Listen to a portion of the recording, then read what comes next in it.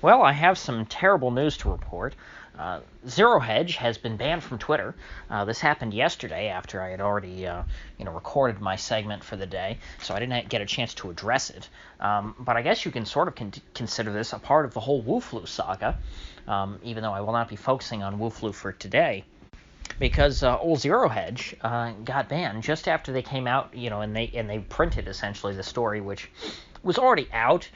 It's not like they invented this, but it was what I talked about yesterday, that HIV, a segment of the HIV genome was found in the Wu flu.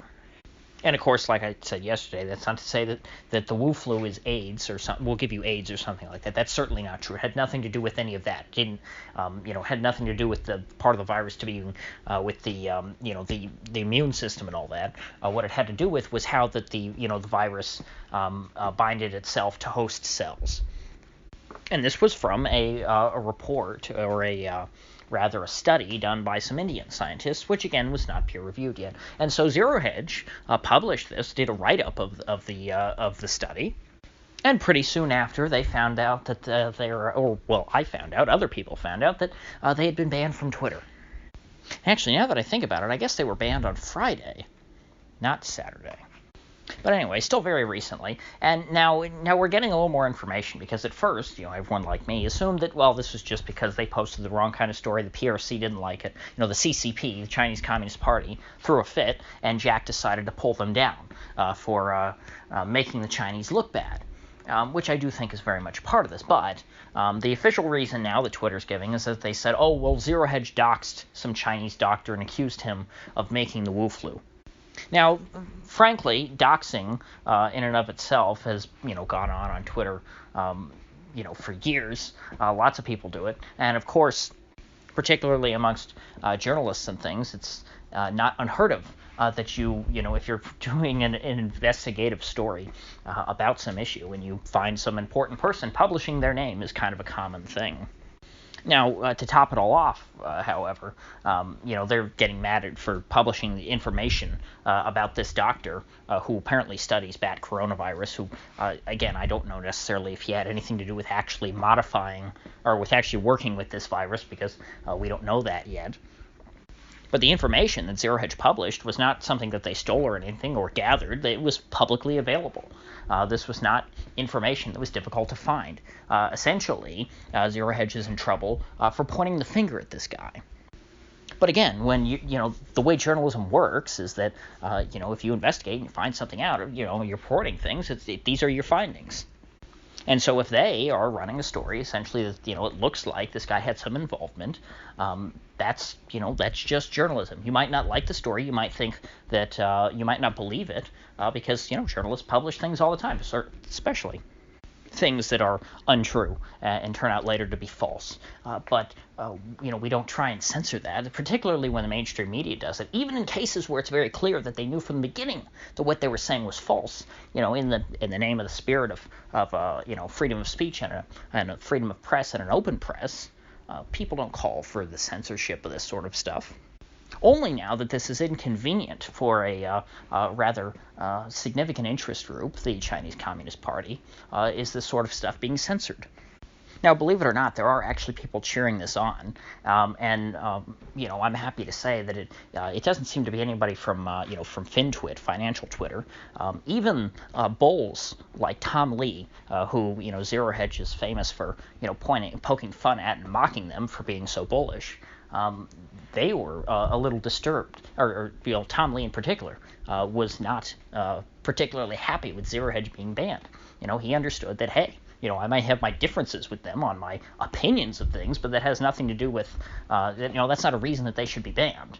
And I'm glad that, the financial analyst community is a little more self-aware and able to think on multiple planes than the general broader political Twitter is, because of course the Russiagators were absolutely ecstatic to see ZeroHedge banned, because of course ZeroHedge, well, they're obviously Russian puppets, and anyone who reads them is just buying into overt Russian propaganda.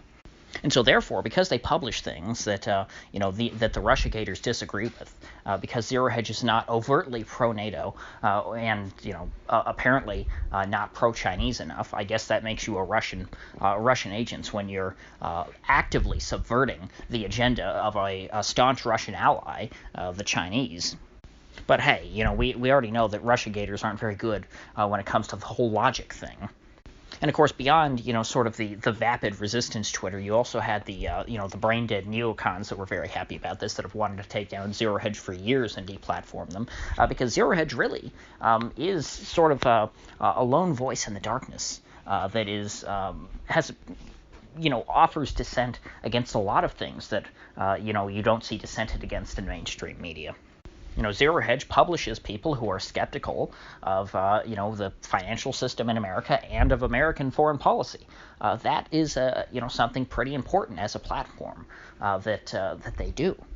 Because again, whether you disagree with them or not, whether you think that they post a lot of silly things, which I think they do. I think ZeroHedge posts a lot of stuff that's very hit or miss. It is important to have someone out there who is offering some voice of dissent on these matters.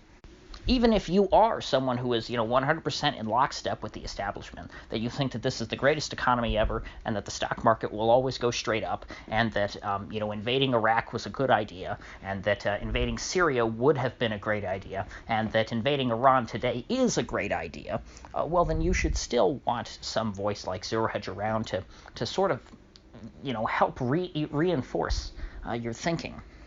Because you need to understand, even if you disagree with them, what the people who disagree with you think.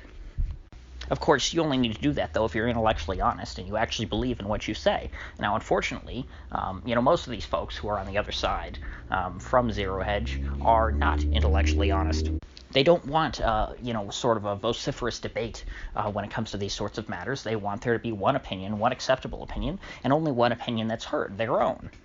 They want to shut down all criticism and label, anyone who would dare question the stock market, who would call out, what the Fed is doing right now, and saying that perhaps it's not a great idea, who would dare, call out, America's various adventures around the world, and of course, call out, most importantly in this case, the Chinese response to the whole Wu flu outbreak.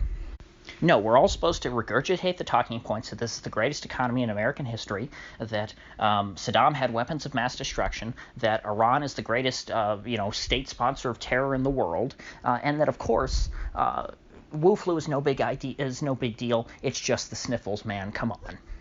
And so ZeroHedge's constant presence in Twitter over the last few years has been a great threat to these narratives.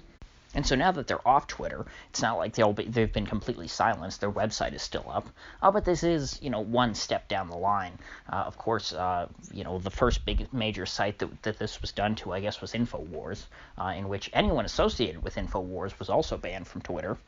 Now, thankfully, we're still able to post ZeroHedge articles, so, people who do read the site are going to be able to still have access to it. But, if I'm sure there are lots of people like me who mainly accessed ZeroHedge via Twitter, through their Twitter page. That's how I, came in contact most of the time with their stories. And so I think that this is, in the short term, a resounding defeat for alternative media. It's a great loss to lose ZeroHedge's access to this platform. However, hopefully, I can hope that maybe there will be some kind of a backlash to this, and that people will not be able to keep good men down. But that is still yet to be determined. I don't know necessarily that there will be much, serious repercussions against Twitter because of this. I haven't seen really any media coverage of this, mainstream media coverage. I don't think that you're going to have anyone on TV defending ZeroHedge. I think that, they don't have the same rabid fan base that, say, InfoWars does. There's not really any personality behind ZeroHedge. It just really is a platform for alternative ways of thinking, and that's how people use it. That's why people go to ZeroHedge, is just to hear hey, what's the other side of the argument? So in the end, this is just another case of how alternative voices across social media are not really welcome. And those of us who, have dissenting points of view against, whatever the popular narrative is that's being pushed, in the establishment media at any given time, we can't take our positions for granted on here. It's times like this that, sites like BitChute, for me in particular, when we're talking about videos, is very important.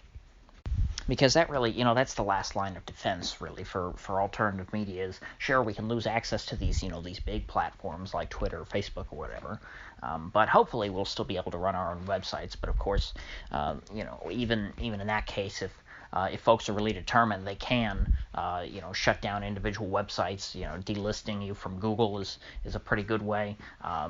But I guess, at the end of the day, we'll still have the dark web.